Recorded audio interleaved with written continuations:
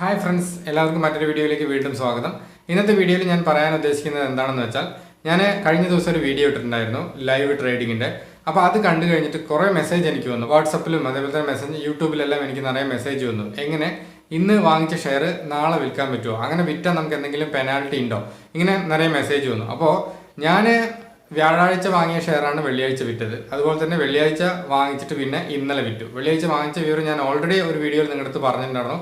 അപ്പോൾ അതുകൊണ്ടത് കാണിക്കുകയും ചെയ്യുക, അത്തരത്തിലൊരു ട്രേഡിംഗ് കൂടി ഇന്നലെ കാണിച്ചത്.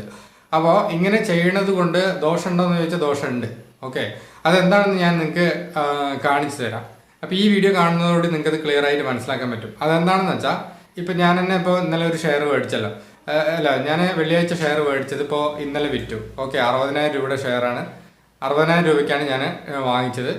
വിറ്റു 61,140 ആ ലെവലിൽ ഞാൻ വിറ്റു. ഓക്കെ, അപ്പോൾ ഈ ഒരു എമൗണ്ടിന് ഈ ഒരു ഷെയർ, ഇത്രയും ഷെയർ വാങ്ങിക്കാൻ സ്റ്റോക്ക് മാർക്കറ്റ് ആൾ അറേഞ്ച് ചെയ്യണം. അല്ലെ, ഞാൻ വിറ്റ ഷെയർ വാങ്ങിക്കാൻ എന്തായാലും സ്റ്റോക്ക് മാർക്കറ്റ് ആൾ അറേഞ്ച് ചെയ്തേ പറ്റൂ.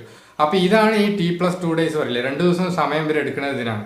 ഈ 2 ദിവസത്തിൻ്റെ ഉള്ളിലാണ് നമ്മുടെ എല്ലാ കാര്യവും അവർ ക്ലോസ് ചെയ്യുന്നത്. വാങ്ങലും വിൽക്കലെല്ലാം ക്ലോസ് ചെയ്യുന്നത് ഈ 2 ദിവസത്തിലാണ്.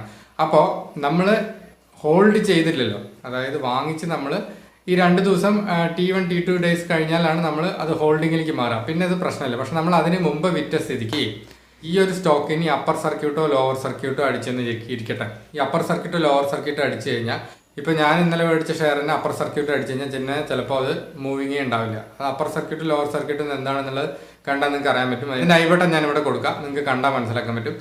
അങ്ങനെ അപ്പർ സർക്യൂട്ടോ ലോവർ സർക്യൂട്ടോ നമ്മൾ വാങ്ങി വിറ്റ ഷെയർ പോയി കഴിഞ്ഞ് കഴിഞ്ഞാൽ പിന്നെ അതൊരു മൂവിങ് ഉണ്ടാവില്ല, കോൺസ്റ്റന്റ് ആയിരിക്കും. അപ്പോൾ ഇത്തരത്തിൽ നടന്നു കഴിഞ്ഞാൽ സ്റ്റോക്ക് മാർക്കറ്റിന് ഇത് മറ്റൊരാളെ ഏൽപ്പിക്കാൻ, നമ്മൾ വിറ്റ ഷെയർ വേറൊരാൾക്ക് വാങ്ങാനുള്ള ഏർപ്പാട് ശരിയാക്കാൻ പറ്റില്ല. അതായത് നമ്മൾ വിറ്റ ഷെയർ വേറെ ആളെ വാങ്ങാൻ എല്ലാം റെഡിയാക്കണ്ടേ, അതിന് സ്റ്റോക്ക് മാർക്കറ്റിന് കഴിയില്ല. കാരണം എന്താ വെച്ചാൽ ഈ ഒരു സ്റ്റോക്ക് അപ്പർ സർക്യൂട്ട് അടിച്ചു അല്ലെങ്കിൽ ലോവർ സർക്യൂട്ട് അടിച്ചു, അപ്പോൾ അത് മാർക്കറ്റ് റൺ ആവില്ല.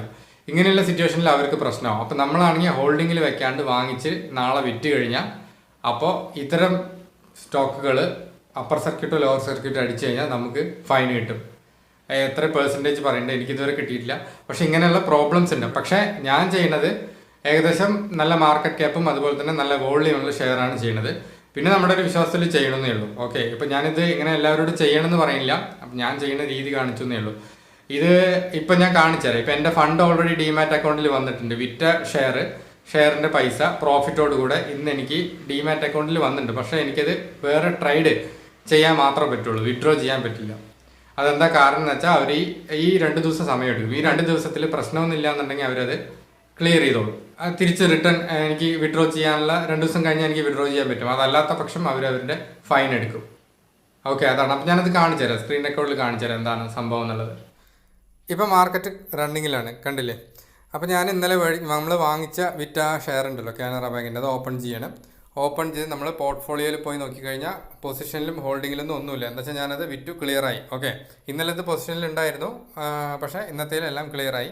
എന്നിട്ട് എനിക്ക് ബാക്കിയുള്ള ഫണ്ടെല്ലാം ഞാൻ വേറെ ഷെയറിൽ യൂസ് ചെയ്തിരിക്കുകയാണ്. അതിനുശേഷം ഞാൻ ഫണ്ടിൽ പോയി നോക്കിക്കഴിഞ്ഞാൽ എനിക്ക് ക്രെഡിറ്റ് ആയിരിക്കണം. ഏകദേശം 60,100 അത്ര ഉണ്ടായിരുന്നല്ലോ. ഇന്നലെ പ്രോഫിറ്റോട് കൂടെ ഇപ്പോൾ 62,060 രൂപയുണ്ട്. കഴിഞ്ഞൊരു ഫണ്ട് 300 രൂപ അതുണ്ടായിരുന്നു ബാലൻസ്. അപ്പോൾ ഇതിൽ ഇൻക്ലൂഡിങ് പ്രോഫിറ്റോടുകൂടെ നമുക്ക് കാണാൻ കഴിയണത്. ഞാനിപ്പോൾ ഇതിൽ പോയിട്ട് വിഡ്രോ ചെയ്യണം. വിഡ്രോ ചെയ്യുമ്പോൾ എനിക്ക് 327 വേണം വിഡ്രോ ചെയ്യാൻ പറ്റുള്ളൂ. അവൈലബിൾ ടു വിഡ്രോ 327, കണ്ടില്ലേ.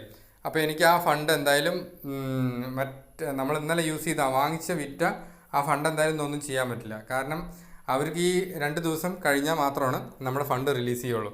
ആ 2 ദിവസത്തിനുള്ളിൽ എങ്ങനെയെങ്കിലും അപ്പർ സർക്യൂട്ടോ ലോവർ സർക്യൂട്ടോ അടിച്ചു കഴിഞ്ഞാൽ അവർ എൻ്റെ അടുത്ത് നിന്ന് ഈ ഫണ്ടിൽ നിന്ന് അവർ പെനാൽറ്റി പിടിക്കും, ഫൈൻ എടുക്കും. മനസ്സിലായില്ലേ. അപ്പോൾ അതാണ് ഞാൻ ഈ പറഞ്ഞത്. ഞാൻ എന്തായാലും ഇങ്ങനെ ചെയ്യണത് ബിക്കോസ് എനിക്കൊരു ആത്മവിശ്വാസമുണ്ട്.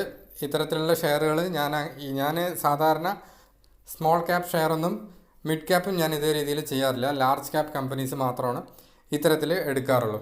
ഓക്കെ, അപ്പോൾ മനസ്സിലായി എന്ന് വിചാരിക്കണം എല്ലാവർക്കും. അപ്പോൾ നിങ്ങൾക്ക് ഈ വീഡിയോ ഇഷ്ടപ്പെട്ടെന്ന് വിചാരിക്കുന്നു. ഇഷ്ടപ്പെട്ടാൽ ലൈക്ക് ചെയ്യുക, ഷെയർ ചെയ്യുക. ഇത്തരം വീഡിയോകൾക്ക് എൻ്റെ ഈ ചാനൽ സബ്സ്ക്രൈബ് ചെയ്യുക. അതോടൊപ്പം തന്നെ ഞാനായിട്ട് ഡയറക്റ്റ് നിങ്ങൾക്ക് മെസ്സേജ് അയക്കണമെന്നുണ്ടെങ്കിൽ ഡൗട്ട് ക്ലിയർ ചെയ്യാൻ വേണ്ടി നിങ്ങൾക്ക് ജോയിൻ ബട്ടണിൽ ജോയിൻ ചെയ്യാം. ആ ഡിസ്ക്രിപ്ഷനിലെ ജോയിൻ ബട്ടണിൽ ജോയിൻ ചെയ്തുകൊണ്ട് നമുക്ക് ഡയറക്റ്റ് ചാറ്റിംഗ് ചെയ്യാവുന്നതാണ്. അങ്ങനെയുള്ള ജോയിൻ ചെയ്ത് കഴിഞ്ഞാൽ എനിക്ക് ആ മെസ്സേജെല്ലാം ഹൈലൈറ്റ് ചെയ്ത് കാണും. അപ്പോൾ നമുക്ക് ഡയറക്റ്റ് ചാറ്റിംഗ് ചെയ്യാം. അപ്പോൾ അടുത്ത വീഡിയോയിൽ കാണാം. ബൈ.